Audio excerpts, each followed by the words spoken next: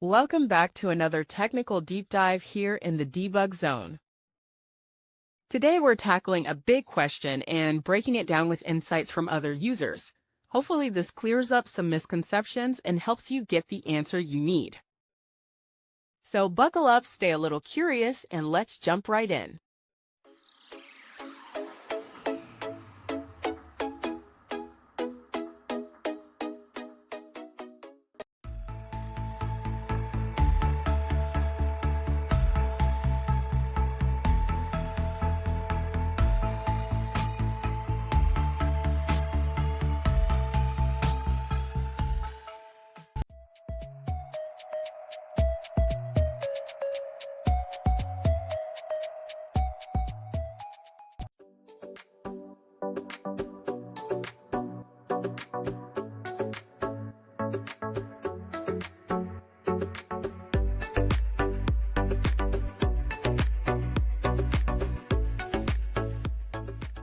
And that's a wrap.